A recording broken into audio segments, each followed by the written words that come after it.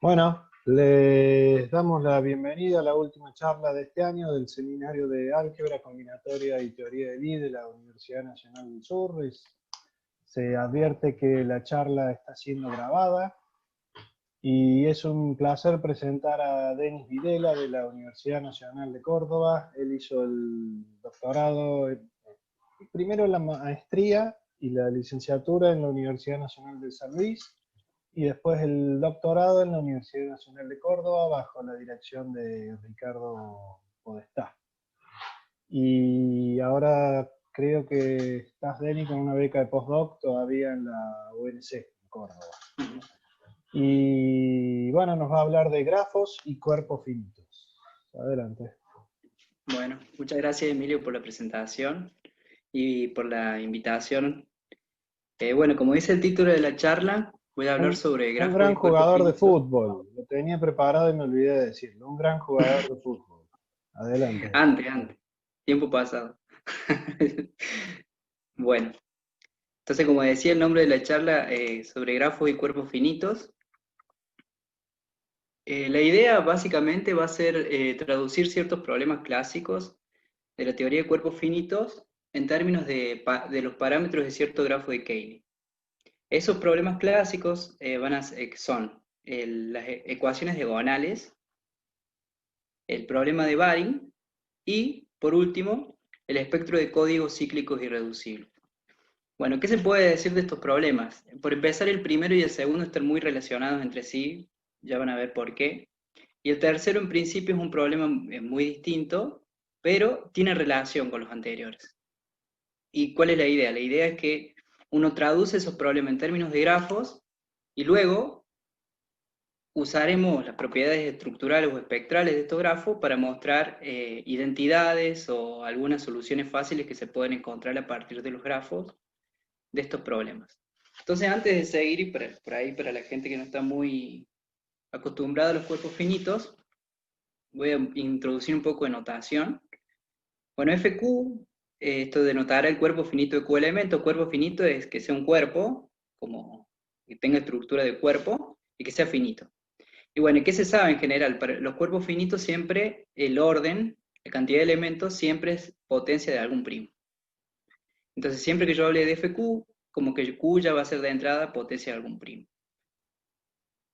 Bueno, cuando tomamos los elementos no nulos con la multiplicación, un resultado básico así de la teoría de cuerpos finitos es que es un grupo cíclico. Bueno, el elemento que genera, cualquier elemento que genera ese grupo, se le dice elemento primitivo. Entonces, cuando hablemos de elementos primitivos, me voy a referir a cualquier generador de este grupo. Funciones que van a aparecer en el transcurso de la charla, la más importante de todas que va a aparecer, es la traza de cuerpos, la traza de FQ-FP, que bueno, se denota así, y en general, siempre cuando uno tiene una extensión de cuerpo, es decir, una contención de un cuerpo chico en un cuerpo más grande, uno tiene un grupo asociado que es el Galois, que son los automorfismos de FQ que dejan fijo FP. Bueno, cuando yo tomo la suma de esto define una función que cae FP, y es lo que se llama la función traza. ¿Qué sucede? En los cuerpos finitos, este grupo se conoce bien y es elevar a la P o potencias de P. Entonces la traza, en este caso, toma esta forma. Entonces esta función, cuando yo hable de la traza, me voy a referir a esta función. Esencialmente yo no voy a usar mucho la definición de la traza en sí, sino más bien voy a usar el hecho de que en general cualquier carácter aditivo de FQ lo puedo poner en términos de la traza. Es decir, por eso es que me van a aparecer, en realidad me van a aparecer estos caracteres, y en los caracteres del cuerpo uno puede ver que en realidad son todos de esta forma. Son e a la 2pi sobre p por la traza de alfa de x. Digamos, acá traza es traza sub m si estoy en FQ con Q igual a p a la m.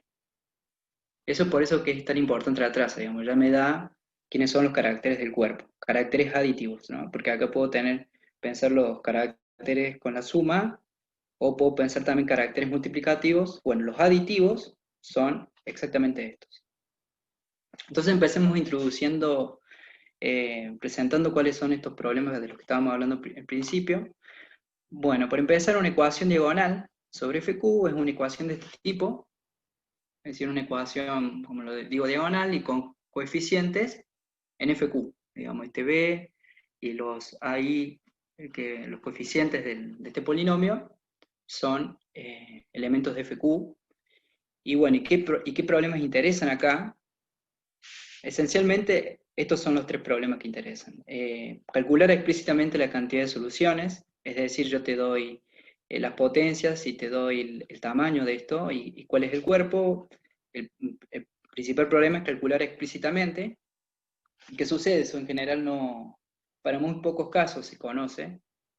Entonces, un problema que está muy relacionado, una vez que yo no puedo calcular explícitamente, es estimar esa cantidad de soluciones, es decir, fijo las potencias, por ejemplo, y me interesan fórmulas asintóticas que dependan de eso, dependan del cuerpo, voy haciendo crecer algo de alguna manera, y importa eso, estimar esa cantidad de soluciones.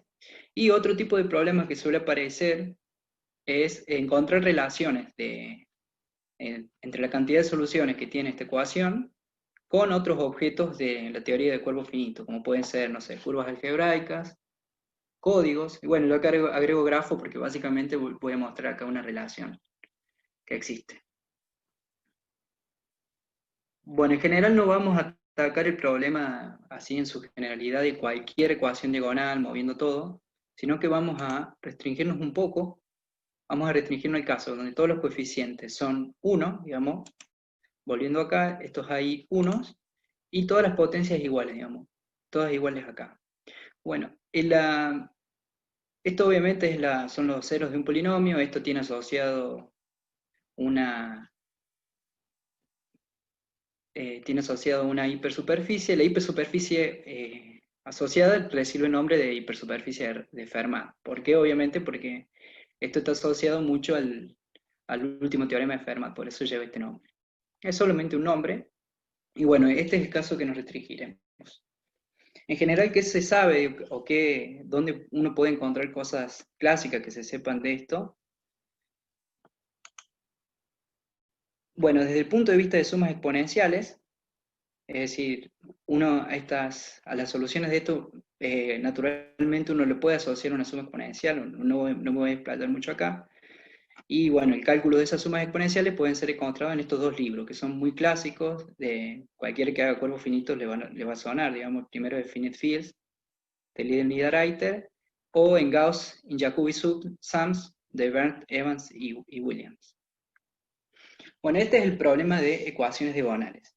Como yo decía, el segundo problema que habíamos planteado, el problema de Baring, está muy relacionado con este, y plantea lo siguiente. Dado un cuerpo y fijado un K, el problema de Baring indaga en lo siguiente, es encontrar el menor S natural, tal que la ecuación esta que habíamos planteado, esta ecuación diagonal, tenga solución para todo B.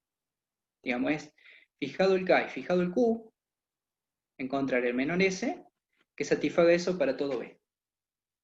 ¿Qué sucede? Esto en general puede no existir. Digamos. En caso de existir, se denota GKQ a este número y se lo llama el número de Baring. Bueno, otra vez los problemas principales asociados al número de Baring es calcularlo explícitamente, es decir, dado un K y un Q, calcular GKQ. Esto en general no suele ser muy fácil, es bastante difícil calcular los numeritos de esto. Y otros problemas muy relacionados es otra vez estimarlos. Y uno puede o bien encontrar cotas superiores, cotas inferiores. Y en general del problema anterior, del problema de las ecuaciones diagonales, uno puede saltar este problema, me permite dar estimaciones siempre.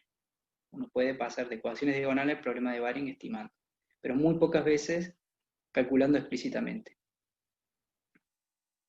Bueno, el problema de Baring, así como suena, Baring es un matemático del siglo, si no me equivoco, siglo XIX, es un problema muy viejo en general, no cuerpo finito, sino el problema de Baring en general. Y bueno, este fue planteado en Z, y es uno de los problemas, de los primeros de la teoría de números, básicamente. Fíjense que el primero que encontró uno de estos numeritos, G de 2, fue Lagrange en 1770, que probó que G de 2 es 4, es decir, bueno, acá es en realidad en los naturales. que dice Z. G2, 4, eso significa que todo natural es suma de 4 cuadrados, y hay algún natural que no es suma de 3. Bueno, Lagrange probó esto en 1770, hace muchísimo. Luego Baring, en el siglo XIX, conjeturó que G de 3 era 9 y que G de 4 era 19, y luego vino Hilbert y los probó. Y ahí fue que fue tomando más relevancia el problema de Baring, pero en los naturales. En sí, el problema de Baring, así como es muy importante la teoría de números porque permitió desarrollar muchas herramientas, por ejemplo, el método de círculo. El método de círculo fue un método que crearon Hardy y Littlewood en 1920 y que es uno de los métodos analíticos por excelencia para estimar cosas, digamos. Pero los tipos lo desarrollaron para atacar este problema. Entonces uno espera que cuando uno pase a cuerpos finitos, también se desarrollen muchas técnicas para poder atacar este problema de Baring, digamos. Entonces, bueno, ya planteamos esos dos problemas. ¿Cuál va a ser la idea? La idea es que la cantidad de soluciones de ecuaciones diagonales lo vamos a traducir como la cantidad de caminatas de cierto grafo, y este número de Baring va a ser exactamente el diámetro de este grafo. Es decir, ahora lo que voy a hacer es definir bien qué va a ser el grafo y definir bien qué son estas cosas. Bueno, este grafo es un grafo de Cayley, que es llamado, dado un K natural y Q una potencia de un primo, es llamado el grafo generalizado de Paley, que es un grafo de Cayley que tiene como conjunto de vértices FQ y como conjunto de conexión las potencias k'ésimas, no nulas. ¿Qué quiere decir? Bueno, Cayley, obviamente lo que dije, el conjunto de vértices es este, y es un grafo dirigido donde hay una flecha de B a W, si la diferencia me cae en este conjunto de conexión, digamos, es una potencia k'ésima. Un par de asunciones que voy a hacer rápidamente acá, cuando trabaje con estos grafos. Bueno, notar que en general, si omega es un elemento primitivo de FQ, en realidad este R sub K no es otra cosa que el subgrupo generado por elevar a la K de la omega, digamos el elemento primitivo. Eso permite mostrar que este conjunto, en realidad, esta potencia, la potencia K que toma acá, la puedo tomar esta otra. Y los conjuntos coinciden. Es decir, puedo asumir, cuando trabajo con estos grafos, que K divide al Q-1. Con esta asunción siempre la vamos a hacer, mismo, que K divide al Q-1 cuando ya empieza a trabajar con grafos generalizados de Paley. Bueno, otras propiedades que se saben de estos grafos son las siguientes. Bueno, es n regular con n igual a este cociente. Eso es porque en realidad es el tamaño exacto de este conjunto. Es no dirigido, digamos, fíjense que yo acá dije tiene una flecha. Bueno, uno puede preguntarse cuándo es no dirigido. Bueno, es no dirigido si solo si el -1 pertenece al conjunto. Esto es porque esta condición me permite que haya flechas que vuelvan, digamos. Uno puede probar esto. Y en característica impar uno tiene una cosa mucho más aritmética y fácil, es ver solamente que K divide a Q-1 sobre 2. Bueno, notar una cosa que acá no digo, bueno, característica par siempre es no dirigido el grafo, siempre hay flechas que vuelven porque W menos B es lo mismo que B menos W, digamos. Sumar es lo mismo que restar. Bueno, por último, esta condición un poco más difícil, el grafo es conexo si solo si n es divisor primitivo de Q-1. Esto significa que n no divide a p a la a-1 para todo a menor que m. Notar que n es un divisor de Q-1, Q es p a la m, bueno, para cualquier potencia más chica no divide esto, bueno. Esa condición me permite decir que el grafo es conexo. ¿Sí? Como que tengo condiciones bien concretas y bien aritméticas por otro lado que me dan propiedades de este grafo. Con estos grafos, yo acá hablo de grafo generalizado de Paley. El Paley clásico es cuando tomo K igual 2, es decir, cuando formo flechas si difieren en un cuadrado. Este fue primeramente introducido en la teoría extremal de grafos para encontrar estimaciones de ciertos números de Ramsey. Estos números de Ramsey son de los numeritos más importantes en esta teoría. Y los Paley clásicos fueron introducidos ahí, esencialmente porque son grafos autocomplementarios y tienen muchas propiedades espectrales muy buenas. Aparecen en contextos muy distintos, por ejemplo, en el 2013, dos autores, creo que eran Servinane y Limpusapiripon, que creo que son hindúes, mostraron que una construcción bastante inteligente, vía teoría de diseño, que le permitían construir códigos con muy buenas propiedades de codificación, y luego aparecen en un contexto mucho más distinto, que es en el embedding de grafos en superficies de Riemann compacta, en una teoría que se llama dessin d'enfants, digamos, dibujos de niños en francés, y aparecen en contextos muy distintos, digamos, y por eso para mí son bastante interesantes. Esto fue en el 2016, bastante reciente. Bueno, ahora vamos a ver cómo es que se relacionan por qué es que las ecuaciones diagonales aparecen naturalmente en estos grafos. Entonces, antes que nada, vamos a definir en un grafo dirigido qué significa una caminata dirigida. Obviamente, una caminata dirigida de W es una sucesión de flechas, E sub 1, E sub S, tal que el vértice final de la E sub I coincide con el vértice inicial de E sub I más 1, y el vértice B es el vértice inicial de la primera, y el W, que es donde quiero llegar, es el vértice final de la última. Este S es llamado la longitud de la caminata. Bueno, ¿qué sucede? Notar que dijimos, ¿no? En este grafo hay una flechita de BW si difieren en una potencia késima. Eso en otros términos, si yo paso sumando el B, me dice que el W se consigue desde el B sumando una potencia késima no nula. Haciendo eso inductivamente uno puede ver que una caminata dirigida de longitud S, de B a W en este grafo, es exactamente esto, digamos. Es poder escribir a W como B más una suma de S potencias k'ésimas, no nulas. Entonces fíjense que inmediatamente ya me aparece una noción acá de ecuación diagonal, lo único que le pido no nulas. Entonces, bueno, eso es lo que uno tiene que tener en cuenta. Entonces ahora volvamos un poco a las ecuaciones diagonales. Recordemos que las ecuaciones diagonales que vamos a considerar de este tipo, entonces hay dos tipos de soluciones acá. Por un lado, las soluciones así, que son no nulas, que yo voy a anotar M asterisco, y por otro lado las M sin asterisco, que son las soluciones que ahora yo le puedo permitir que sean nulas. Bueno, ¿qué sucede en general? Estos dos tipos de soluciones, las primeras son las que van a estar más relacionadas con el grafo. Y la segunda, en principio, no tienen mucha relación, pero en sí hay una relación entre ambas. Uno puede ver que, en realidad, para conseguir una solución de estas, yo lo que puedo hacer es contar cuáles son las coordenadas no nulas, y luego ver soluciones que sean no nulas. Eso, puesto en términos de combinatoria, significa esto. Digamos, las soluciones no nulas, digamos, que pueden ser nulas, las puedo obtener a partir de las no nulas vía esta suma. Digamos, este numerito es, elijo las que son no nulas y luego cuento la cantidad de soluciones no nulas. Obviamente el S va a ser menor que, el I va a ser menor que S, y así obtengo cualquier solución de esto. Entonces ahora sí, fíjense que si yo puedo encontrar esta cantidad de soluciones, puedo encontrar esta otra.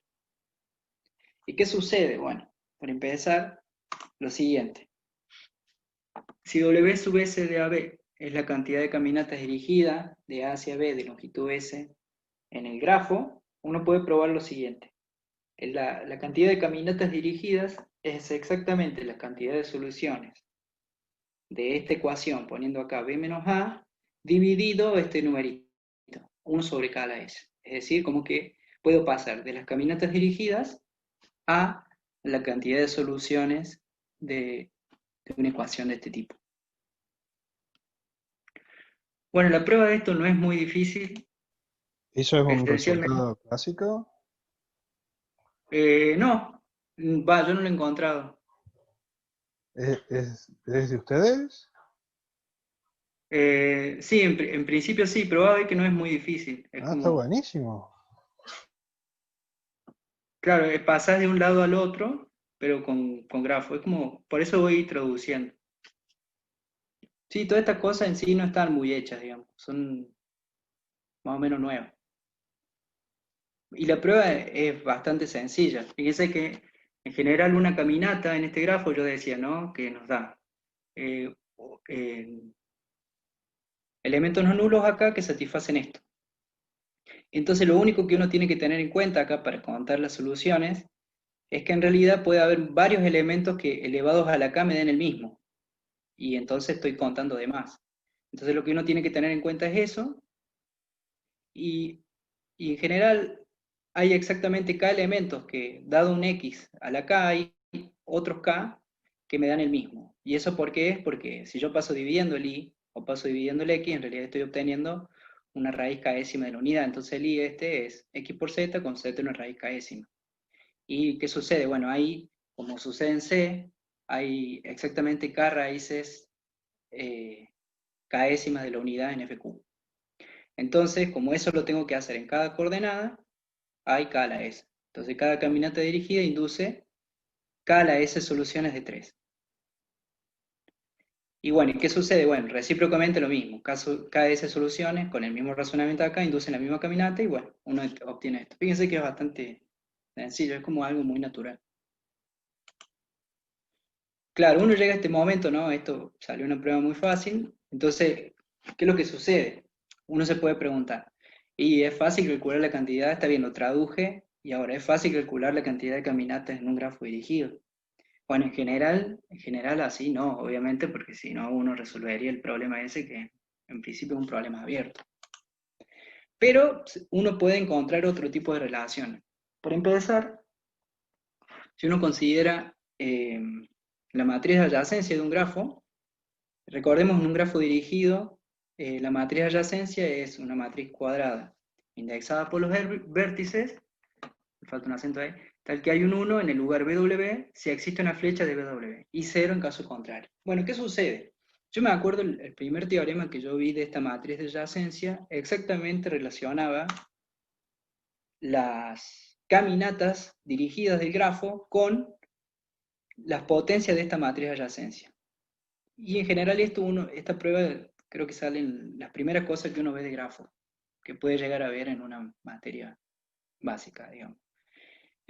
Para obtener las caminatas dirigidas desde B a W de longitud S, lo que uno tiene que hacer es agarrar esta matriz de adyacencia que la acabo de definir acá arriba, la elevo a la S y veo el lugar W. Exactamente, la entrada de esta matriz me da exactamente las caminatas. Es decir, con la matriz de adyacencia del grafo puedo obtener soluciones de ecuaciones diagonales.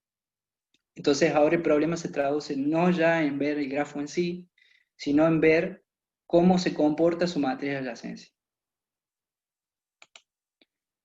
Entonces, ¿cuándo uno puede decir cosas de esta matriz? Bueno, cuando gamma tiene propiedades estructurales buenas, yo acá pongo interesantes, es decir, como que se puede descomponer como producto de cosas, uno puede decir cosas de esta matriz y de acá deducir cosas de las caminatas. Bueno, acá hablamos de estructuras productos, operaciones NEPS, esto que le llamo propiedades estructurales interesantes.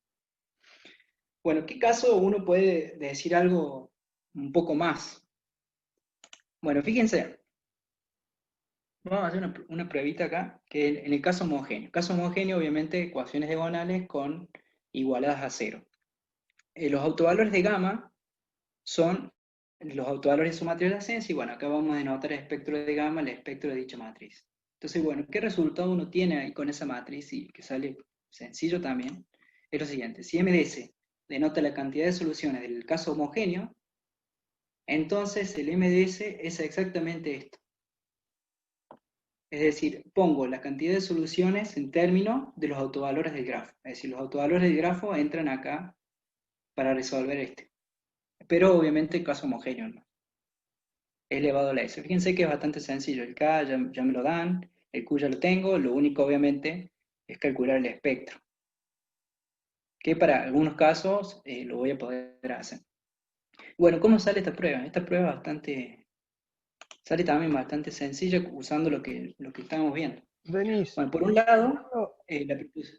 ¿Me podés recordar cuándo la matriz de adyacencia es simétrica Cuando el grafo no tiene flechas, cuando es no dirigido, y cuándo pasa eso? eso pasa, yo había dicho, cuando el K divide al Q menos 1 sobre 2 para estos grafos. Ah, era una condición. Ok, ok. Es una Ok. condición bien sencilla. En el característica par siempre la tenés. Ah, Es ahora me decir, acuerdo tu comentario. Está bien, gracias, gracias. está bien. Bueno, sí.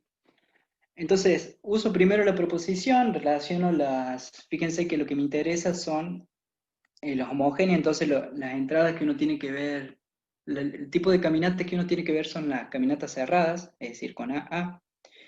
Y bueno, usando la proposición anterior, tengo que la cantidad de soluciones homogéneas de tamaño I es escala I por este numerito, que son la cantidad de caminatas dirigidas de longitud I de la AA. ¿Qué es lo bueno de esto? Fíjense que para todo A me da exactamente este número, es decir, todos estos coinciden.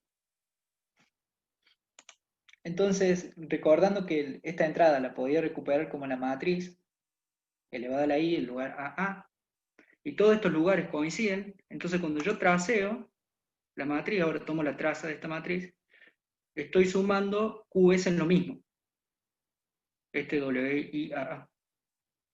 Bueno, pero por otro lado, de la teoría básica del álgebra lineal, si yo la traza, en realidad es la suma de los autovalores de la matriz. Y los autovalores de una matriz, de una potencia, en realidad son la potencia de los autovalores de la matriz que tenés abajo.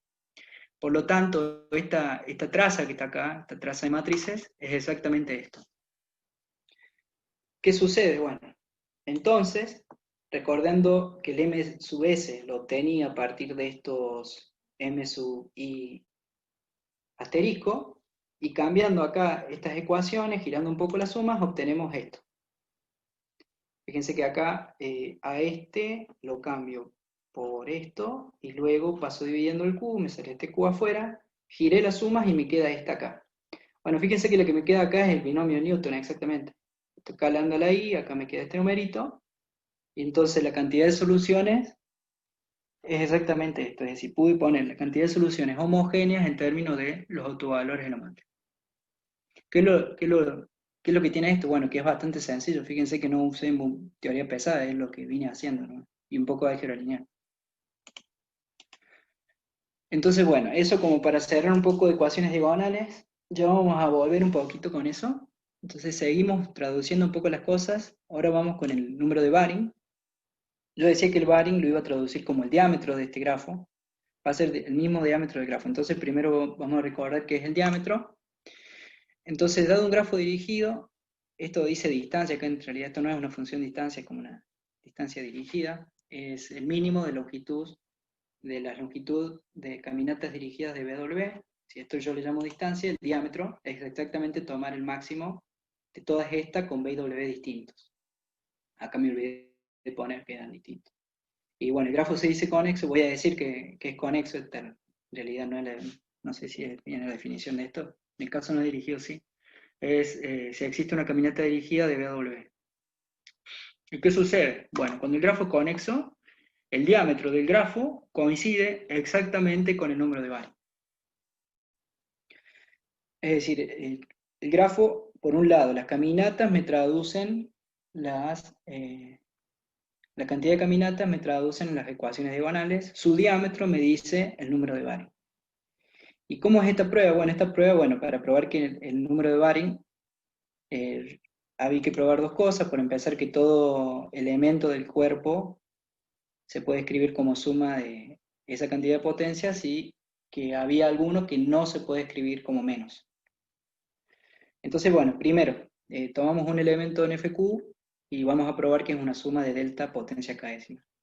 ¿Y esto por qué sucede? Fíjense que en general, dado cualquier elemento, como este es el diámetro, la distancia del cero a ese elemento siempre tiene que ser menor o igual a este. Y bueno, eso nos dice que hay una caminata de longitud S' del 0 al C. Entonces el C menos 0, como el 0 es 0, no aparece acá, se escribe como S' cada potencia. Entonces tomando el resto 0, digamos, las que me faltan para llegar al delta, obtengo que C se escribe como esa cantidad de potencia. Como por otro lado, se puede probar que el diámetro de estos grafos se realiza en el cero, digamos. Recuerden que el diámetro era el máximo de las distancias de BW. Bueno, lo que digo es que acá es que en el primer lugar puedo poner cero. Esto no es muy difícil de probar, bueno, no lo agregué acá.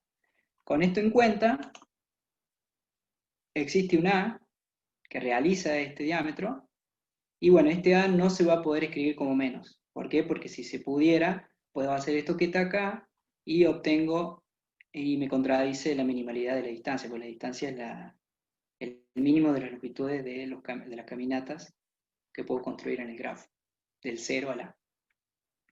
Entonces con eso ya probé esto.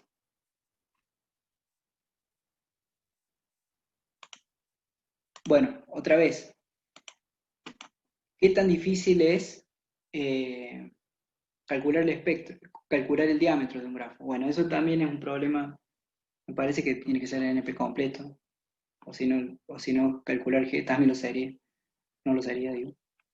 Y en general, ¿qué sucede?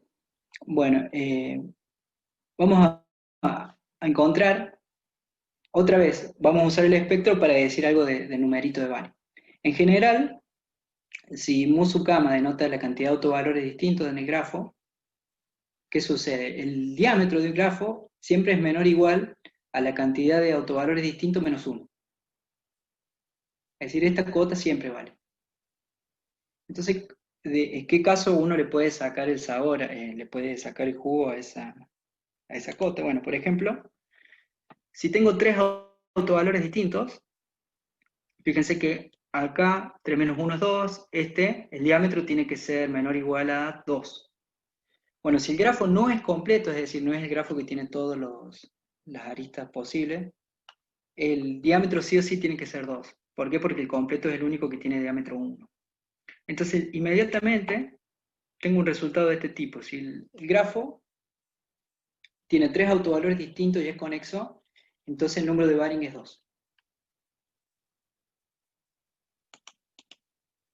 Entonces, ¿qué nos interesa en el caso de Baring? Fíjense que lo que sucedió acá fue que obtuvimos la igualdad en esta cota.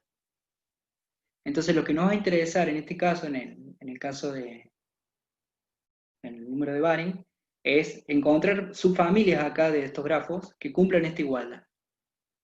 Entonces, lo que nosotros esperamos es encontrar subfamilias que cumplan esta que está acá. Una familia que en sí la cumple es la familia de los grafos distancias regulares. Entonces, un problema que nosotros tenemos acá es poder caracterizar estos grafos que sean distancias regulares. No voy a decir mucho de esto, pero estamos interesados en esto, en caracterizar grafos que cumplan esta igualdad. ¿En qué caso hemos encontrado que se cumple? Bueno, cuando exactamente tiene 3 autovalores distintos, usando una cosa que hicieron al principio del 2000, estos están caracterizados, los gamma KQ que tienen 3 autovalores distintos, están caracterizados pero asumiendo la hipótesis generalizada de Riemann. Digamos. En este caso, como que son 3 familias bien cerradas, y para esos 3 casos pudimos decir que el diámetro era 2. En otro caso que pudimos decir cosas, es cuando gamma KQ es un grafo de Hamming. Estos grafos de Hamming son un caso particular de estas distancias regulares. Para que no sabe, un grafo de Hamming es un producto cartesiano de grafos completos, del mismo tamaño. Entonces, para estos dos casos pudimos decir cuánto era el Baring, digamos, a través del diámetro. Fíjense que en sí, tanto en el problema de las ecuaciones diagonales como en el problema del número de Baring, es muy importante conocer el espectro de este grafo. Entonces lo que vamos a terminar haciendo en esta charla es diciendo un poco más quién es el espectro de este grafo y viendo luego otro tipo de relaciones que van a aparecer el tercer problema, que es el de códigos cíclicos. Entonces, bueno, Muy relacionado con los autovalores de este grafo están los llamados ahí que puse periodos de Gauss. Estos periodos de Gauss ya ahora sí van a aparecer los caracteres del grupo, se definen así. Bueno, otra vez siempre el mismo contexto, cada dividido con -1 toma un elemento primitivo. Los que se llaman periodos gaussianos son exactamente estas sumas exponenciales. Exponenciales porque son e a la 2pi, acá aparece la traza que habíamos definido al principio. Y los x los muevo en esta coclase, digamos. Tomo el generado por omega a la k, que era el que había llamado R sub k, y tomo las coclases en FQ de ese subgrupo. A eso es lo que se llama los periodos gaussianos. Bueno, ¿qué se sabe de esos periodos gaussianos? En principio caen en C, fíjense, el E a la 2pi, la traza me lo baja de f de p, que lo puedo ver como los elementos del 0 al p, y el exponencial me lo lleva a C, entonces esta suma cae en C. Bueno, acá en esa entera, si el k divide exactamente este numerito, recuerden que siempre consideramos k dividiendo q menos 1, bueno, cuando divide a dividir a p menos 1, cuando q es p a la m, estos numeritos son enteros. Bueno, tomando estos tipos de multiplicidad, digamos, los periodos gaussianos diferentes y contando todos los que coinciden, uno puede probar lo siguiente. El espectro del grafo exactamente viene dado por esos periodos gaussianos. Y con las multiplicidades, contándolas así. Tenemos este resultado.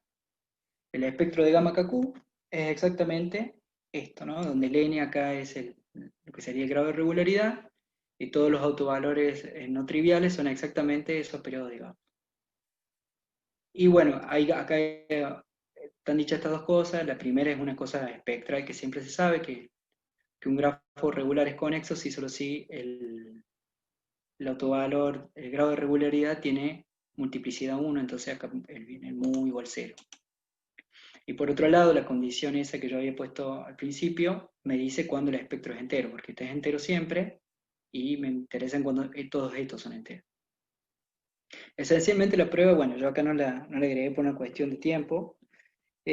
Sucede que en general el espectro de un grafo de Cayley siempre se puede calcular a partir de los caracteres del grupo. Y como los caracteres vienen dados por sumas exponenciales de este tipo, digamos que el chi sub gamma, bueno, me olvidé de poner qué era, pero era e a la 2pi con la traza, haciendo un poco combinatoria, conteo, uno puede ver que obtiene exactamente los periodos de Gauss. ¿En qué otro contexto? Entonces, lo que sucede ahora es, y la pregunta que nos hicimos fue, ¿en qué otro contexto era que aparecían estos periodos de Gauss? Para ello vamos a introducir ahora sí el último problema, que es el de los códigos. En general, un código lineal de longitud n sobre fq es un subespacio vectorial de fq a la n, y lo que a nosotros nos va a interesar es el espectro de este grafo. El espectro se define a partir de las palabras del código. El peso de una palabra son la cantidad de coordenadas no nulas que tiene. Notar que esto es un subespacio, solamente un código lineal, un subespacio. Veo esta palabra, veo cuánta es la cantidad de coordenadas no nulas, y eso le llamo el peso. Con eso me puedo formar lo que se llama esta sucesión de frecuencias, y esto es lo que se llama el espectro del código. Dentro de la familia de códigos lineales, a mí me interesan los códigos cíclicos, códigos que son invariantes por shiftear, o a la izquierda o a la derecha. Entonces, esto es lo que se llama un código cíclico. Y dentro de la familia de códigos cíclicos, me voy a quedar con una familia más particular, que es la de códigos cíclicos irreducibles. En general, cuando K divide a Q-1, los códigos pearios cíclicos irreducibles son exactamente esto. Vienen dados por, otra vez, traza. Fíjense que acá aparece la traza, acá en el elemento primitivo vienen dados por esta ristra, donde yo muevo el gamma en FQ. Y omega es un elemento primitivo acá. La palabra irreducible viene porque estos códigos tienen asociado un polinomio, y ese polinomio es irreducible, por eso lleva acá el nombre irreducible. Pero en general son todos de esta forma. Uno puede probar vía teorema de Desartes, que tienen esta forma. ¿Qué sucede? Bueno, es muy conocida estos códigos fueron muy estudiados, y es muy conocido que el espectro de estos códigos viene dado justamente en términos de los periodos de Gauss. Por lo tanto, como los periodos de Gauss eran exactamente los autovalores del grafo, inmediatamente tenemos este teorema. Bajo todas estas hipótesis, Q dividiendo P a la M, K dividiendo acá, y el N definido así, los autovalores del grafo y los pesos de cualquier palabra vienen asociados por esta expresión. Más aún, si el grafo es conexo, la multiplicidad de este autovalor es exactamente la frecuencia de la palabra.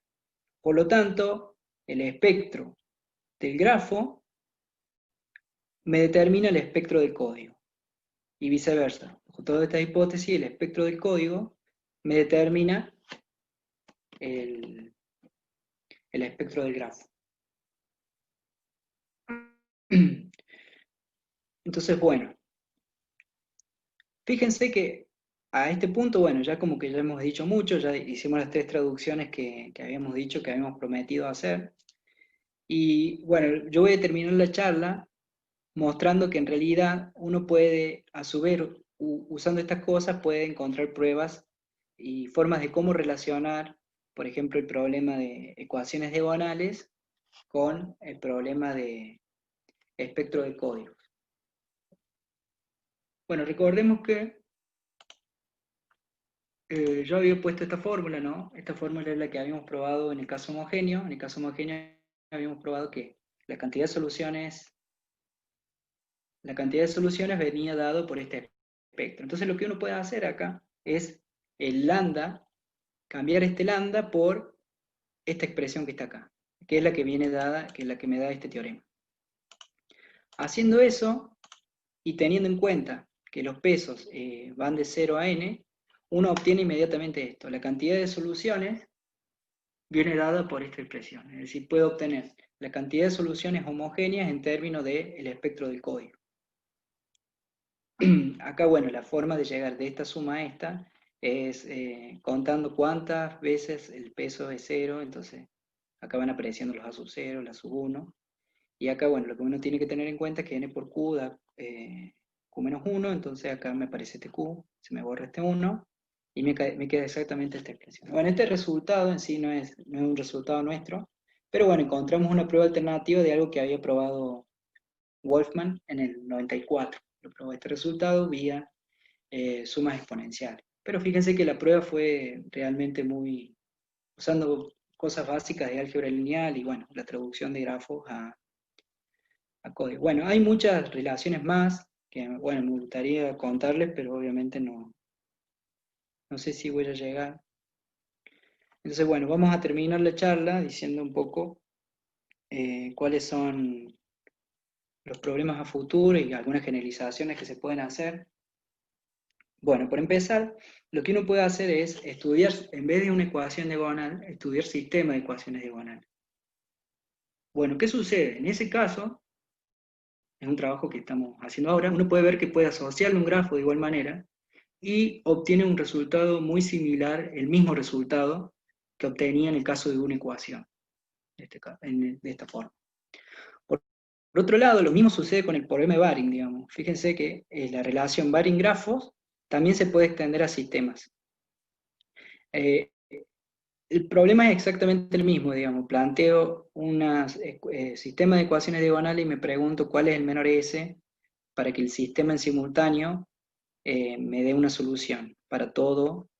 Ahora sería como un vector que pongo acá. Eso también se llama el Baring generalizado y interesa mucho encontrarlo. Entonces, la relación esta Baring-grafo también se puede extender, digamos. Estudiando el diámetro de un cierto grafo, uno puede encontrar esos números de Baring. Entonces, bueno, como habíamos dicho, nos interesaba clasificar los grafos generalizados de Paille que fueran, bueno, esto es DRG, Distant Regular Graph. Este problema, ¿por qué es muy interesante? Porque en general los DRG, esto que yo puse acá, se saben muy bien cuáles son sus autovalores. Digamos. Como que ya estos han sido muy estudiados. Entonces, si yo puedo llegar a clasificar alguna subfamilia, no necesito toda completa, inmediatamente resuelvo prácticamente los tres problemas en simultáneo. No solamente el problema de los autovalores, sino el problema el Baring, creo que había dicho yo que resolvíamos, sino el problema de los autovalores y por lo tanto también el de las ecuaciones diagonales. Y para un problema así más a futuro, es intentar estudiar estos problemas y en sí a partir de embedding en superficie de Riemann compacta. ¿Por qué? Porque estos casos, yo había dicho, ¿no?, que los GP son una clase particular de estos embeddings, que se conoce bastante de la teoría esta. Pero eso, bueno, ya implica conocer más cosas de superficie de Riemann compacta, topología algebraica y más cosas. Y bueno, por último, lo que estamos buscando es generalizar la asociación espectral grafos-códigos, digamos, esta relación que yo dije al final de grafos y códigos, a, obviamente, el caso reducible, y luego a códigos sobre anillos. Bueno, ¿por qué es plausible que salga algo de este modo? Bueno, por empezar, en códigos reducibles hay casos, tenemos algunos casos ya relacionados. Y a códigos sobre anillos hace poco eh, salió un paper que dice que los códigos sobre anillos también los puedo definir como códigos traza, entonces acá yo espero por lo menos poder encontrar alguna relación o poder asociar un grafo y que me dé una relación en algún caso interesante. Bueno, eso es todo, muchas gracias. Bueno, muchas gracias, Denis. Invito a todos a aplaudirlo, a prender los micrófonos y aplaudirlo.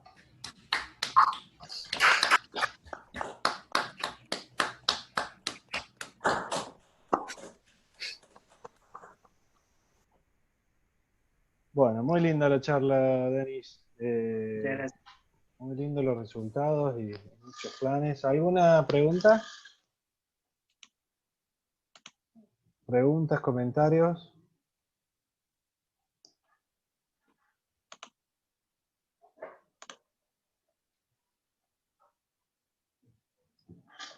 Yo tengo una. Para la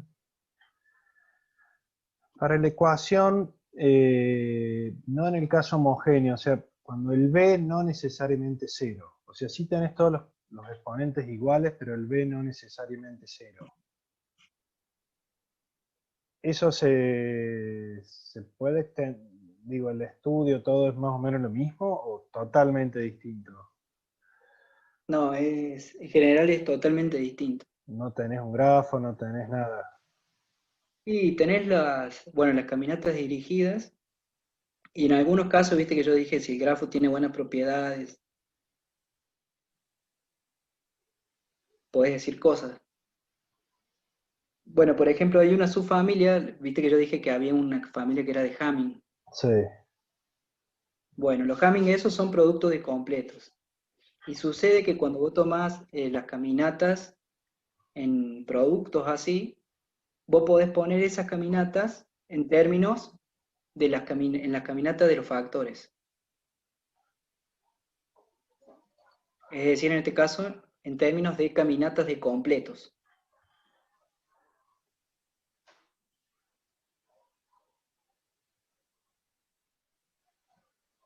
bien. Y bueno, en ese caso sí pude decir algo. Pude poner las ecuaciones, encontré ahí exactamente cómo era. Pero en general es medio muy difícil, ¿eh? Digo, el único caso que se sabe completamente cómo son es el k igual 2. Cuando k es igual a 2, sería sumás todo al Bien. cuadrado, todos los Sí, suma cuadrados. cuadrados. Ese caso, Bien, bien, bien. y en general, la cantidad de soluciones viene dado por sumas de Jacobi, así, generalizadas. Tiene expresiones, pero como obviamente las sumas de Jacobi son difíciles de calcular también, porque vienen en términos de caracteres multiplicativos. Entonces, como que uno siempre busca un modo alternativo.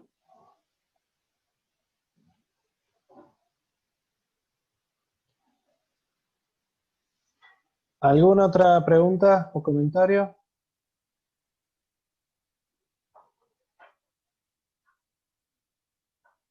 Bueno, agradecemos nuevamente a Denis, muchas gracias.